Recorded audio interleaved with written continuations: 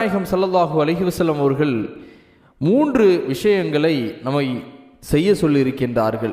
இதனால் நம்மளுக்கு என்ன நன்மை ஏற்படுகின்றது என்பதையும் நபிகள் நாயகம் ஸல்லல்லாஹு அலைஹி வஸல்லம் அவர்கள் சொல்லுகின்றார்கள். முஸ்லிம் என்கின்ற நபிமொழி தொகுப்பிலே 5047வது ஹதீஸாக இடம்பெறுகின்றது.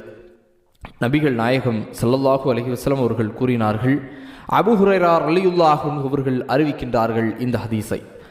தர்மம் செல்வத்தை குறைப்பதில்லை. மன்னிப்பதால் ஒரு அடியாருக்கு அல்லாஹ் கண்ணியத்தையே அதிகப்படுத்துகின்றான். அல்லாஹ்வுக்காக ஒருவர் பணிவு காட்டினால் அவரை அல்லாஹ் உயர்த்தாமல் இருப்பதில்லை. அருமை சகோதரர்களே, தர்மம் செல்வத்தை குறைப்பதில்லை. நாம் ஏதோ தர்மம் செய்தோம்னா நம்ம செல்வத்தில் கொஞ்சம் குறைஞ்சிரும் அப்படின்னு நம்ம நினைச்சோம் அப்படின்னு சொன்னால் நிச்சயமாக அது குறைந்துவிடும். இல்லை, மாறாக தர்மம் செய்தால் அல்லாஹ் ரப்புல் ஆலமீன் என் செல்வத்தை அதிகப்படுத்துவான் என்று நினைத்து கொண்டு நாம் தர்மம் செய்தால் நிச்சயமாக தர்மம் நம்மை அதிகம் செல்வத்தை கொடுக்கும் என்பதில் மாற்று கருத்து இல்லை.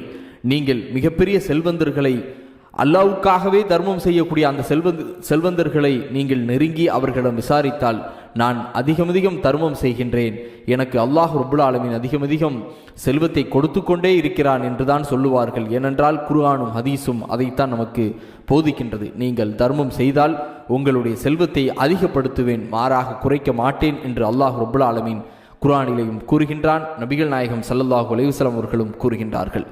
மன்னிப்பதால் ஒரு அடியாருக்கு அல்லாஹ் கண்ணியத்தையே அதிகப்படுத்துகிறான். இன்று நம்மில் பல பேருக்கு இல்லாத ஒரு குணம்தான் மன்னிப்பு. எந்த ஒரு செயலை ஒரு மனிதர் செய்தாலும் நான் அல்லாஹ்வுக்காக மன்னிக்கின்றேன், இந்த செயலை நீங்கள் எனக்கு செய்ததால் என்று அவரை மன்னித்தால் அல்லாஹ் மன்னித்தவர்களுடைய அந்த கண்ணியத்தை அதிகப்படுத்துகிறான் என்று நபிகள் நாயகம் ஸல்லல்லாஹு அலைஹி வஸல்லம் அவர்கள் கூறுகின்றார்கள். அதுக்கு அடுத்ததாக, அல்லாஹ்வுக்காக ஒருவர் பணிவு காட்டினால் அவரை அல்லாஹ் உயர்த்தாமல் இருப்பதில்லை. ஒரு சில இடங்களில் நாம் பணிவோடு, அல்லாஹ்வுக்காக பணிவோடு இருக்க வேண்டும். உதாரணமாக, பள்ளிவாசலிலே நுழைந்தால் பணிவு காட்ட வேண்டும். ஒரு சபையிலே நாம் உட்கார்ந்திருந்தால் அங்கே பணிவு காட்ட வேண்டும். இதெல்லாம் நாம் அல்லாஹ்வுக்காக செய்கிறோம் என்று நினைத்து கொண்டால் அல்லாஹ் அந்த இடத்தில் நம்மை உயர்த்தாமல் இருப்பதில்லை என்று நபிகள் நாயகம் ஸல்லல்லாஹு அலைஹி வஸல்லம் அவர்கள் கூறுகின்றார்கள்.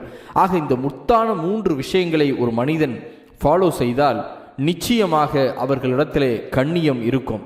சமூகத்தில் கண்ணியமான மனிதர்களா உங்களையும் என்னையும் அல்லாஹ் ரப்புல் ஆலமீன் ஆக்க வேண்டும்.